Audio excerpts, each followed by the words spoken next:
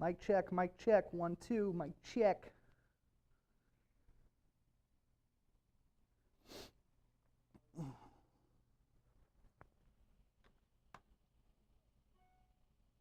Yep, it works. Did you hear me say mic check? Yep. I'll turn that all the way through though.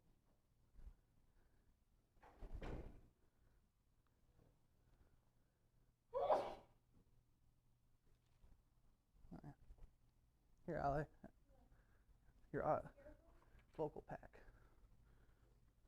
Why didn't you tell me? I thought Kayla was doing it with you. She's not coming in until 10:30 today. You said you not to say that until today. Bruh. I could have just tutored. Done my hair at least. I look like y'all just picked me up from the dumpster.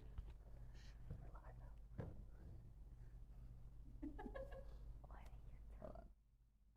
Check.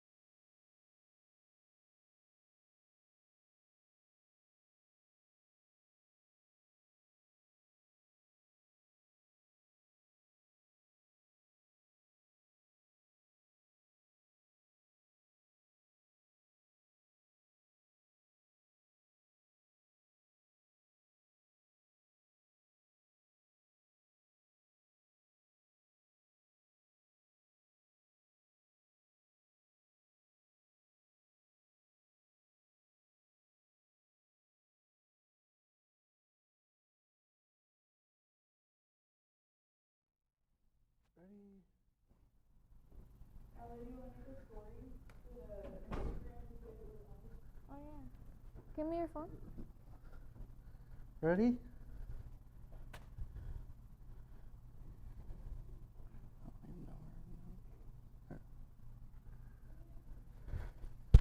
Mic check, 1, 2, mic check.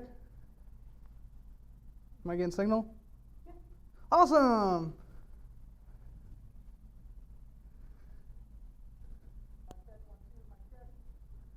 Alrighty!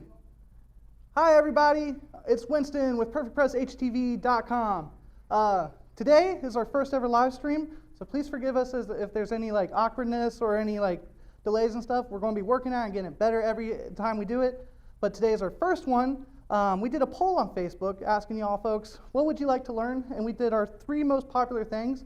And if you have any questions, feel free to ask. We have someone by the computer and will be relaying back to us. And we're happy to answer anything that you ask, and we'll try to do our best to do examples for y'all. I have Ale here with me. Hey, Ale. Hi guys, I'm Ale from PerfecPressHTV.com. Substo. And yeah, we're ready to get started. Hey, Sarah, how many people does it seem that are viewing so far? 2, great, awesome. So we're going to get started by just doing a simple t-shirt design. We're going to use a 3X shirt because I'm a big guy and I need a new t-shirt. And we're going to be doing a 3-layer design. We pre-cut it, but this layers we're going to be using is PerfecPress Soft in neon green, PerfecPress Flock in black, and PerfecPress Reflective in white. So a few things to know about before doing layers. When you're layering vinyl, it's very important to try to first to picture your design and see how it looks. What I like to personally do is I like to take my sheets and place them together. So let me put them down and kind of visualize what my design will look like before I press it on the t-shirt. The reason I do this is really just to fully make sure everything makes sense, everything looks right, before I go deep into making the actual t-shirt. So I line it all up like so. Sometimes it doesn't look like it'll perfectly line up, but if you designed it right, it should. Next thing we're going to do is cut out the excess and press it. So I'm going to pass these scissors to Ale. Here you go, ma'am. Thank you. And while she does that, I'm going to come over here to the heat press, and I want to talk about some heat press basics. For 90% of the vinyls that we sell here at PerfecPress HTV, you're going to be pressing them at 300 degrees for 15 seconds. Now, you can do a little bit hotter at 320. You could even go a little bit lower at like 290, 280. But really, we found that most of the vinyls we sell, 300 degrees works just fine at 15 seconds. Now, all the vinyls we're going to be messing with today are a mixture between cold peel, a hot peel, and a warm peel. So it's a great way to show off a little bit difference between these. When pressing a t-shirt, it's always best to tuck in your shirt. Lots of folks tend to like to take their heat press and lay it across the shirt across the heat press like so. This works, but it's not the best option. For best long-lasting results on a heat press, you really want to take your shirt and try your best to tuck it in. Now, fortunately, today we're using the Hotronix Fusion Press, which is a 16 by 20 heat press. And this heat press has a beautiful little slide-out area that makes it very easy to tuck in a shirt. Other heat presses, this isn't as easy to do, but you will find if you can, try to press just the single layer of your shirt, you'll find your vinyl lasts longer and looks much better than it does without. So while she continues to cut out, get those ready, I'm going to just pre-press this just for about 5 seconds, get all the moisture and wrinkles out. So right now I'm using a pressure of 4, which is just fine. Some heat presses have pressure gauges, some do not. I'm going to tighten this up a little bit. And the point of a pressure gauge, if it has one, is just to tell you where you're at. But if you don't have a pressure gauge, do it by feel. The way I like to do it the best is I will take a piece of paper and stick it into the heat press and just slowly tighten it until I can no longer remove that paper once it's pressed down. That usually gets you the optimal pressure for a t-shirt. All right, I'm going to pass this off to Ale. Ale's going to press these layers for us. Woo! There we go. All right, the way I like to press with the whitest first, the most bold font. And we're gonna do 3 fingers down from the shirt. And this is the reflective, so 300 for 10 seconds. Is there any specific ways you like to press it, Winston? No, that's fine. So she's doing a little bit less time here because she's doing multiple layers. This is going to get hit multiple times, so you can do less time with it because it's still going to get the full heated time by the end of this. So there's her initial first layer, and she's peeling it away. And this is technically a warm peel. She didn't peel it immediately away. She waited about 3 or 4 seconds before she's peeling this layer away.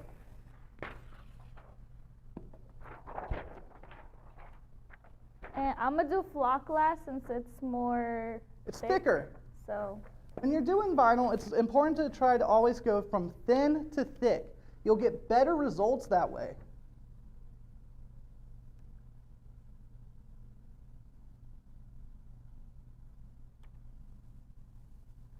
What is the best practice for centering is a question we're being asked. So for centering, I find the best way to go, we sell a couple different toys and gizmos, but personally, I find the best thing to do when you're trying to center a design is to take the shirt, fold it in half, and do a quick press onto the shirt. leaving a line down the center. And then I like to take my fingers and do 3 finger links from the collar. That usually gets me the perfect chest size design.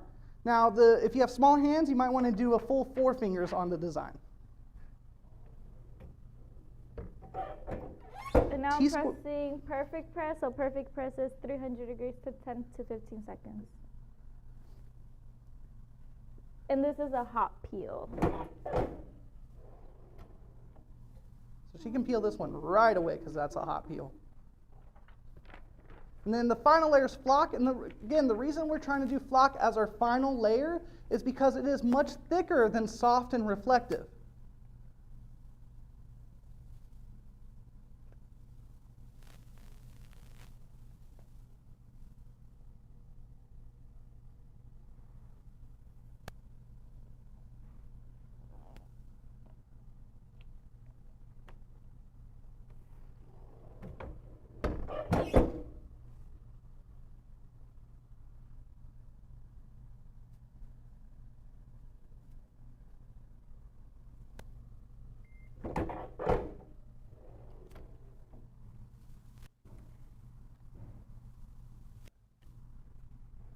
So that's flock. So flock's more of a warm to cool peel. So what Allie's doing, she's rubbing her shirt across that, trying to help pull some of the heat off.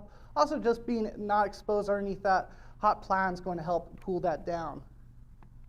If you try to pull flock before it's fully cooled down, it will pull up on you. It takes just a little bit for that adhesive to fully harden.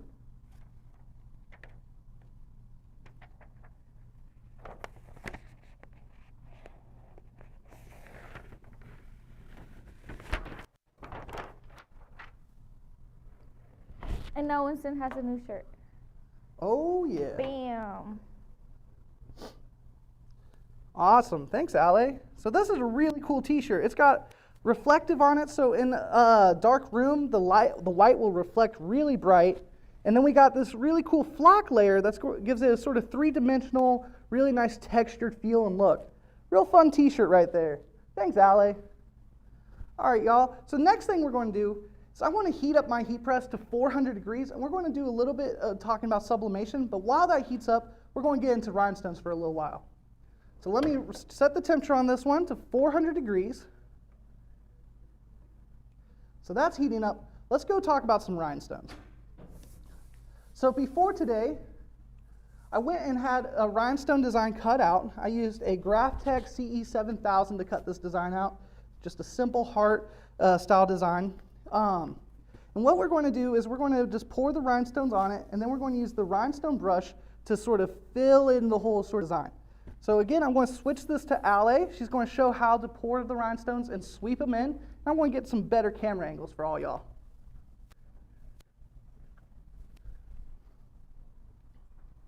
So for the rhinestones, I like to pour it by section.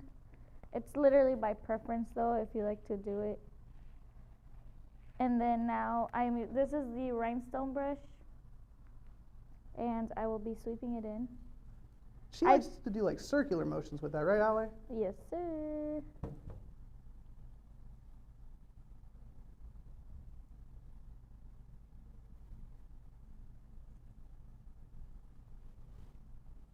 Do you need a specific software to do rhinestones? So there's a few different ways to go about doing rhinestones. They do sell on Etsy and some other websites SVG files that are pre-made with the rhinestone size and design.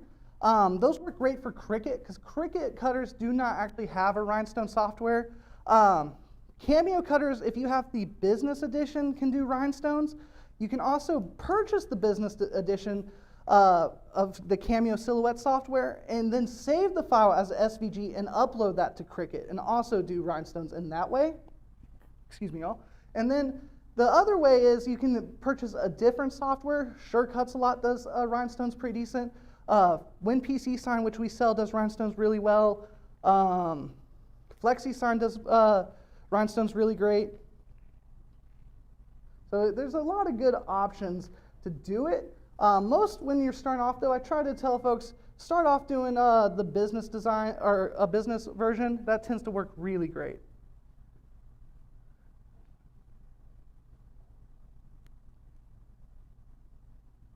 So you're just going to sweep in the stones, and essentially it's filling in all those little holes in the rhinestone template material. So rhinestone template material is sort of like a sticky flock, almost like our flock vinyl, but a sticker version. And this material, after you've cut it and pull out all the little holes, it allows you to sort of fall into the design. Then we get a very simple little trim brush from Home Depot. They cost like $2. I found that kind of brush works the best. I've tried a few different ones. And really that trim brush tends to be the best one out there.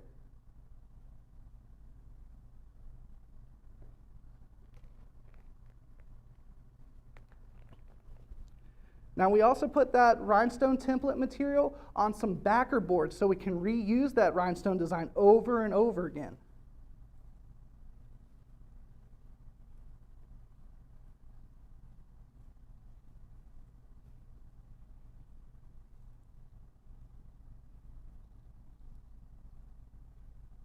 What if the brush isn't getting every little hole? Is there a specific tool that you can use to fill in? There is a tool. There is a tool that we sell called the Rhinestone Pick-Me-Up tool. That is a special tool that allows you to grab them one at a time. It has a little of a putty side along with a more like a little stick side that helps you kind of move things around with the rhinestones, almost like chopsticks. Go grab me one.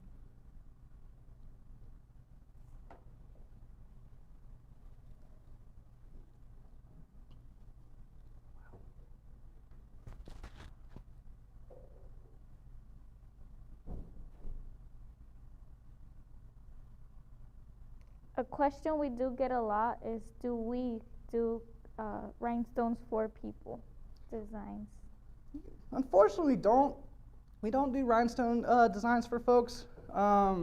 It's not, rhinestones aren't quick.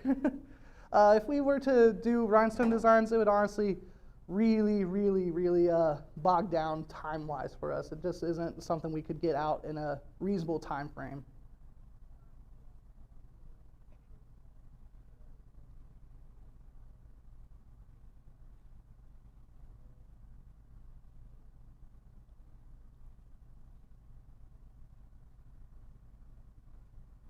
Do we have any questions from the chats?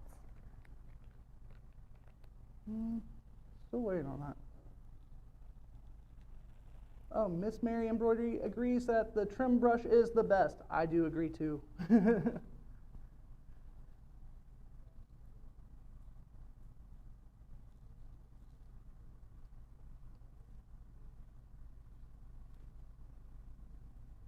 All right, y'all, any questions from anyone while Allie fills this thing out?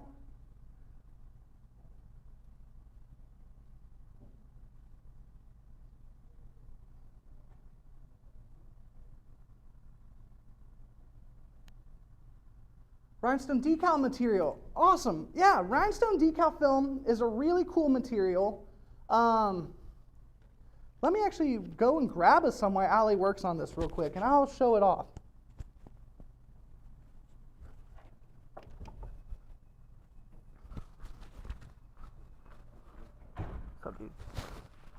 Do we have any more questions that I can answer?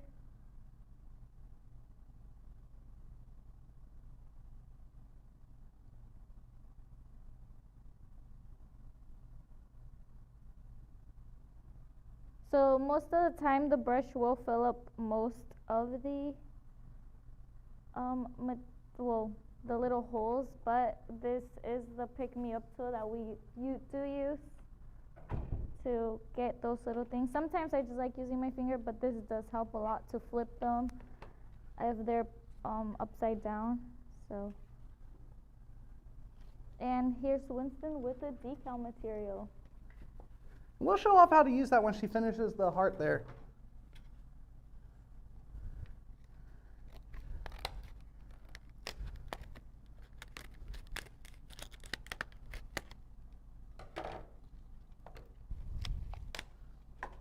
So while Allie does that, let me show off this rhinestone pick-me-up tool. I'm still going? Yeah. So the rhinestone pick-me-up tool has a putty side that's right here. You spin this to push out more putty. And then this side right here, you pop this out. And for a rhinestone design, so like what Allie's doing, I can grab a design, one of the little rhinestones that I flipped over, and then use the putty to sort of flip it back. Well, it works in idea. Here we go. One there, and then we'll flip it back over. It's just a little helpful tool to help you grab the rhinestones that might be tricky to grab. It's a very handy tool. It's called the Rhinestone Pick Me Up tool, and it's from Silhouette, and we have that at our online store.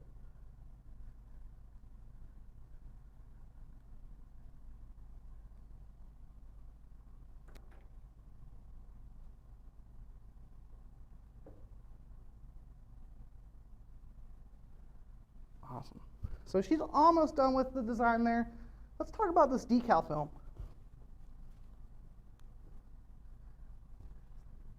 So rhinestone decal film has two sides. You have a glossy side and then you have a matte side. The glossy side, when you press on this material, is going to be face down. And then, wait, actually I think I said that wrong. It's face up on the glossy side. Let me double confirm. Yeah, sorry y'all. So you're going to press on this material face up. So essentially what you're going to do, you're going to take your rhinestone design, after she's done with all this, instead of heat pressing it to a t-shirt, she's going to heat press it to the decal film. And then after it's heat pressed to the decal film, we're going to just cut out around it, and then it can work as a decal that will permanently stay on any sort of decal sort of environment. I put it on a car, I put it on windows, works great.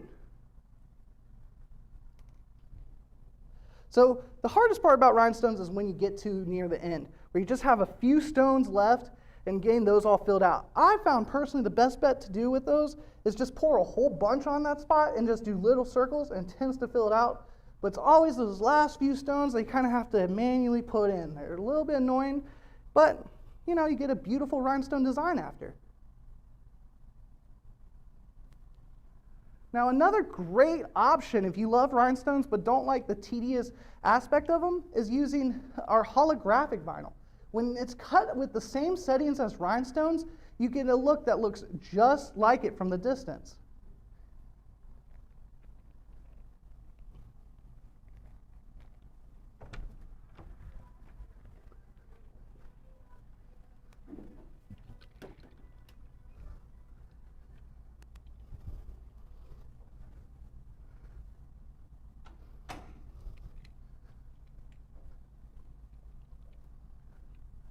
So y'all, for an example of that, here's a shirt we had made previously that utilizes rhinestones on the front, green rhinestones, and then on the back we have the holographic vinyl, a PerfecPress holographic vinyl cut with a rhinestone design.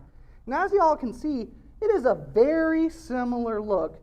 And honestly, the holographic one feels better and will last a lot longer on the shirt.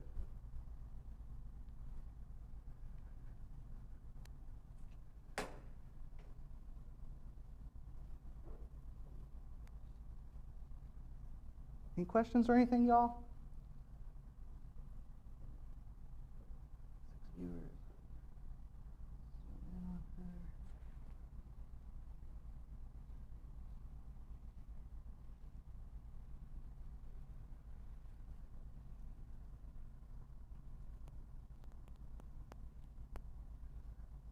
She's just finishing up the last little bits of that.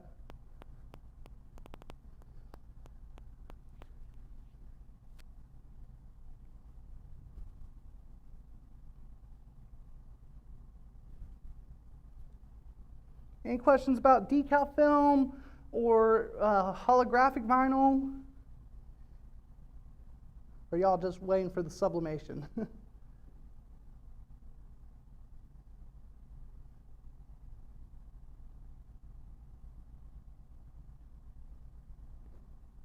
Awesome, you're almost there, Ale. Almost. So while Ale finishes that up, let's do some sublimation. My heat press is fully heated. Hey, Sarah, can you adjust the camera? So y'all, let's do some sublimation while Ale works on, finishes up that last bit of the rhinestone, and then we'll do a rhinestone decal film together.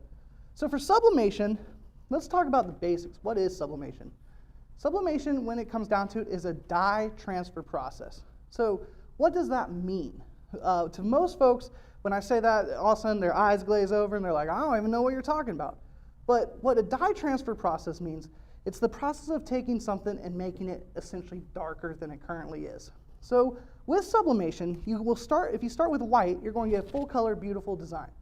But if you start with like a black shirt, nothing's going to transfer over. You can't make black darker than it is. Same with like a dark navy. It's very hard to print on dark navy and make that actually show up.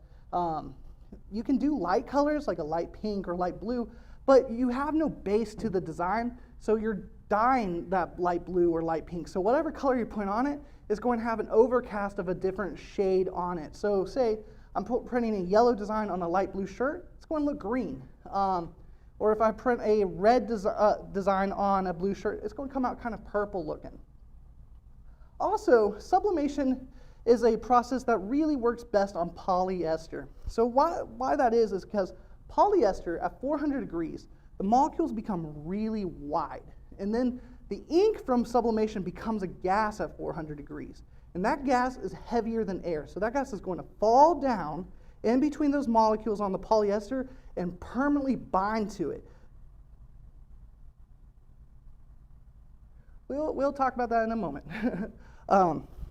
So the way the polyester, the ink will fall down in between the polyester and permanently bind to it, and when you remove it from heat, it's going to be permanently like that and it will stay vibrant for the life of the garment and will not fade. But that's only on polyester. If you were to try that on cotton, what happens at about 375 degrees with cotton is cotton, instead of expanding, actually gets smaller and starts to burn and turn yellow. The ink will fall and lay on top of the cotton, but will not embed into the fabric. And within 4 or 5 washes, it will begin to fully wash away from the garment. Now, you can do sublimation on blends. You can do it on a 50, as long as there's 50% polyester or better, it tends to work pretty all right, but it's going to look like there's literally only 50% of the print on there because it's only binding to the polyester part of the print. So when you do a 50-50 cotton polyester shirt, it kind of has a vintage look or a more faded style look. The higher percentage of polyester you go, the more vibrant it's going to be. Hey, can one of you all please grab us a heat press pillow? The 16 by 20 big one. So what I'm going to do is I have a 100% white polyester t-shirt here, and we're going to heat press it at 400 degrees to do some sublimation.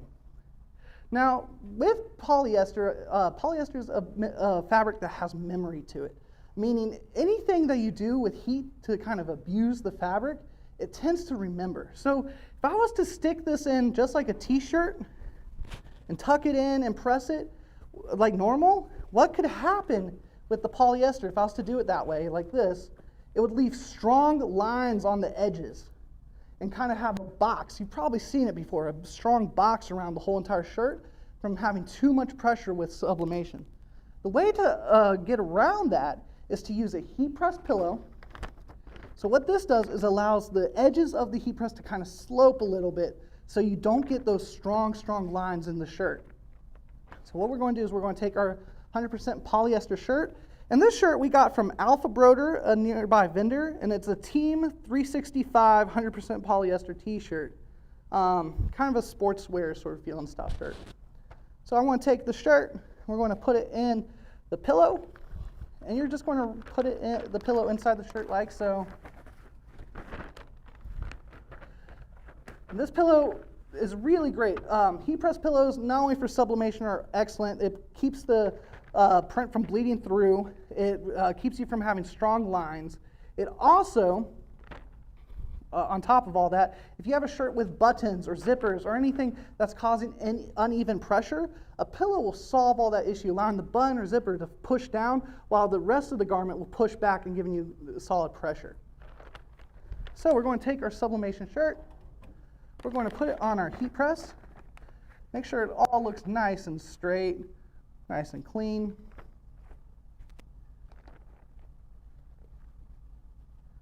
And then I'm going to stick it in and just give it a few seconds of press to kind of get some of the wrinkles and moisture out. We're in Atlanta, as some of y'all know, and it can be pretty humid around here, so I want to just make sure you get a little bit of that excess moisture away. And literally, I did that for like 2 seconds. You don't have to do it long. If it looks flat and ironed, you're good to go. So for my printout, today we printed from the Sawgrass SG1000 printer using the Sawgrass Sawgrass sublimation inks, printing on the TextPrint R paper.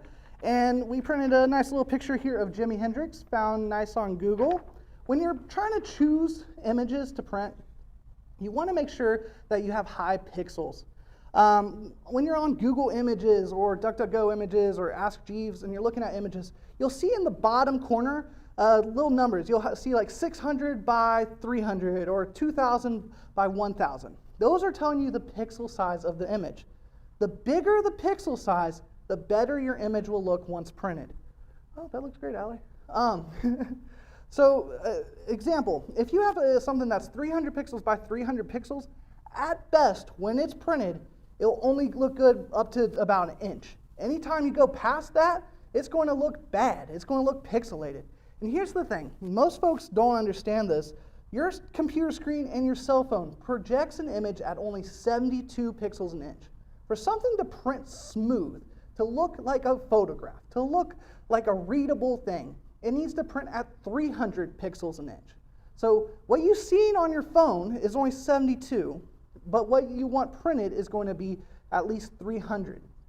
So when you're choosing images, you want to choose as high as pixels as possible. Usually you want to try to find images that are 1000 by 1000 or better in their pixel range.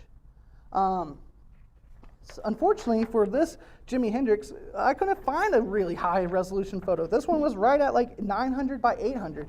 So if you look real close to it, you kind of get a slight little pixelization, but it's a vintage style looking photo, so it should be all right. So what we're going to do now, we have our heat press at 400 degrees, and we're going to just lay our sublimation sheet onto the shirt. Some folks like to use tape to hold it down. Some folks like to use spray adhesive to hold it down. If you use spray adhesive, I don't personally recommend it, but if you do want to use it, you would spray it from a far distance so it lightly coats the shirt to hold it down instead of doing it up close. If you do it up close, it'll do something I call pitting, where the glue has built up and puts little dots on your design. Do you like to press this, Allie? Sure. So Allie's going to press this shirt. Now, a trick that we like to do here is we like to press our sublimation shirts with as little pressure as possible. A great thing about the Stahl's Hotronics Fusion heat press is that you could literally just lay the heat press on top of the design and get perfect pressure for t-shirt sublimation. Now, for some of the other style sublimation out there, you do want more pressure. But for t-shirts, just laying it across works perfect. And again, for sublimation, we're going to do it for 400 degrees for 60 seconds. Allie? So I'll be setting my timer for 60 seconds because it's not going to count down since I am not clamping it. So 1 minute. And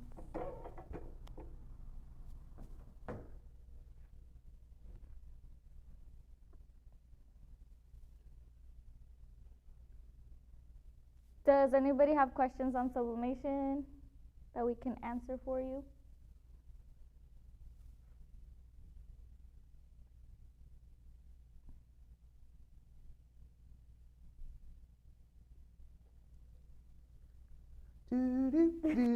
That's exactly what I was thinking. I was like, we need some background music.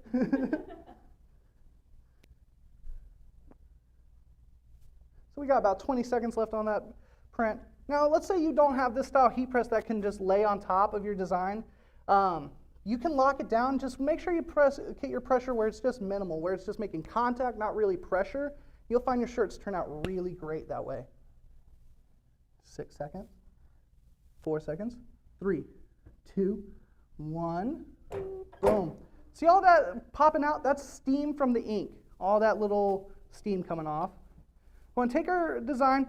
Now, something you want to be careful. When you're pulling your sublimation design off, when it's still hot, don't try to smear it across your design. You want to lift straight up, like so. If you pull directly across, you have a chance with the ink still being hot to smear the design across the t-shirt. But look how awesome this turned out. I was a little worried because it wasn't the highest resolution photo out there. Look at this beautiful Jimi Hendrix print. Real nice. Good job, Allie. Wow, wow, wow. Wow. So let's go back to the rhinestones since Allie finished her design. Can you all adjust the camera to show this? Howdy, y'all. You moved my rhinestone. No! We moved some rhinestones. Unbelievable. It'll be okay. Okay, so with the rhinestone decal film, that's this material right here. You want to have it face up. You want to set your heat press to between 320 and 350 degrees. And that's not an exact number. You can do it anywhere in that range, and the rhinestones tend to work just fine. I've done them, honestly, all over the place temperature-wise, and they tend to work just fine. We're going to take our rhinestone transfer tape first, and we're going to place it on our rhinestone design. So transfer tape, you just pull out. Personally, I found it's easiest when you're doing rhinestone style transfers. Start with a U and do one solid motion. Don't get scared and just follow through. If you stop, you can mess up your design and make it all awkward. Like so.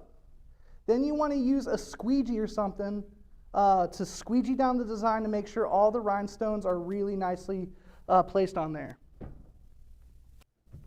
We're grabbing one of our squeegees. I don't know where it just went.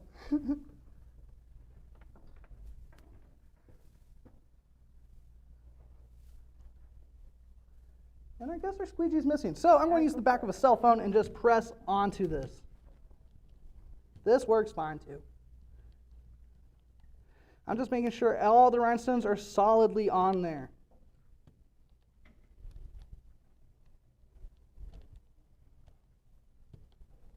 Pressing, pressing, pressing. Anything flat and smooth should help. You can even use like the back of a mug if you wanted to. Like so. Press, press, press. Oh look, a squeegee arrived. Thanks, Ale. So the squeegee. Press, press, press.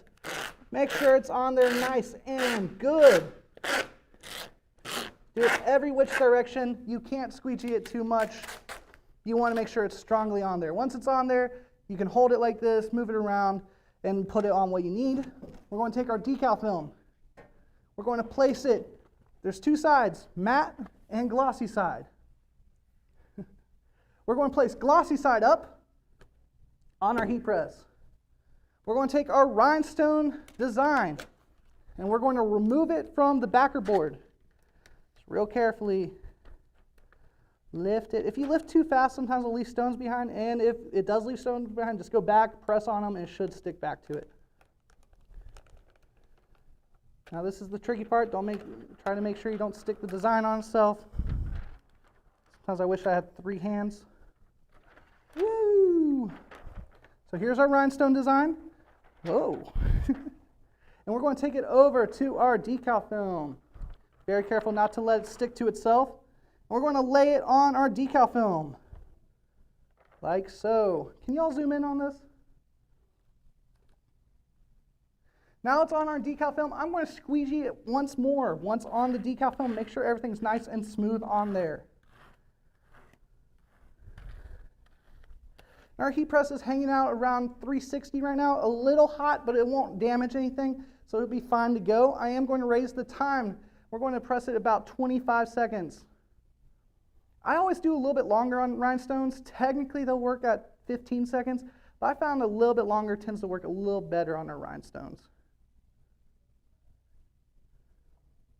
All right, y'all. I'm now going to press our rhinestones on the decal film for about 25 seconds. And you want to add a firmer pressure to that. That felt pretty weak, so I'm going to add a few good turns to it. And the reason for a firm pressure is just to make sure it really sticks on that decal film.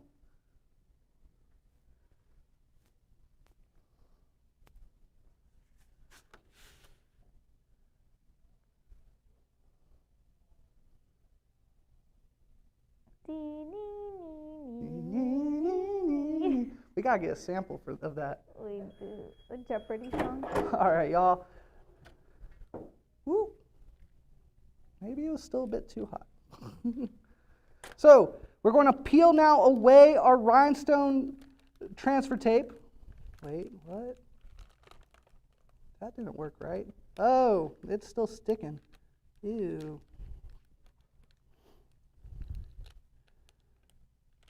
Well, let that cool down for a second.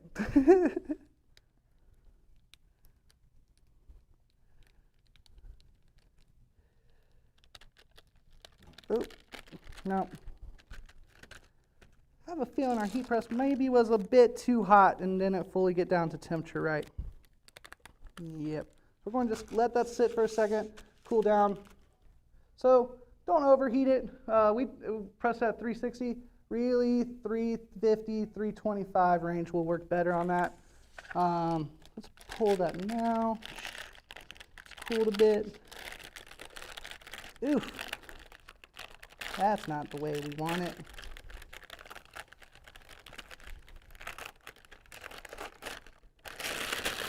Yeah. So we get rid of that transfer tape. Don't need it no more. I know it looks ugly right now, but we can save it. So what you do after this step, you're going to take your scissors and cut out all the excess. Cut out all this little excess that we don't need around the design. Now this does not work in a vinyl cutter. I tried to cut out the excess around it with a vinyl cutter. Because of the rhinestones, it just makes it really hard and difficult to plan out very well, and it's nearly impossible with a craft cutter. If you have a more professional grade cutter, you might be able to do it, but honestly, it's quite a bit easier to do it with scissors.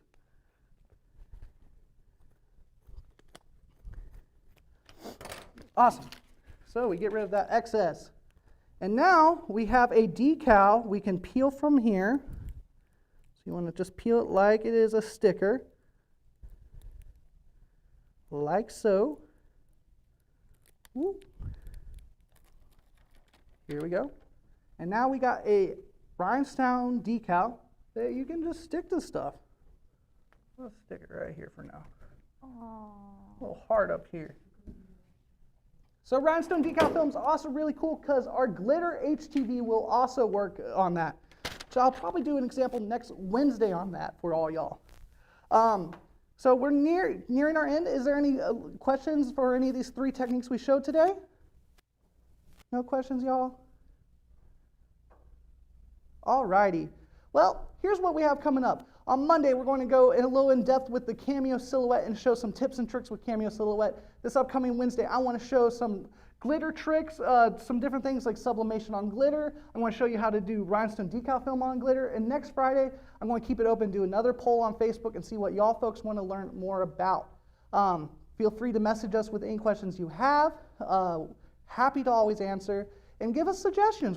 Tell us what you all want to see. We're here to do this for all you and make a great content for you people. And don't forget to follow us on TikTok at PerfectPress HTV, on Instagram at PerfectPress HTV, on YouTube with the same name. And like, subscribe, and just leave comments so we can know what you guys want to learn. So we got a final question. Final question. It is, can the heart be pressed onto a shirt?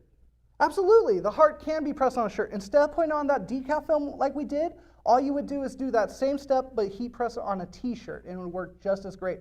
Once it's on the decal film, it's turned into a decal, so it's a sticker at that point. But before you hit it with the decal film, you can heat press it to a garment, and it works just fine. Awesome, y'all. Well, thank you for viewing. We're really glad you came out to our first ever one. It might have been a little rocky today, but it's going to get better every time we do it. We promise that to you, and we hope you had a great time and learned something. Thanks, Allie, for helping. Of course. Woo! See y'all next week.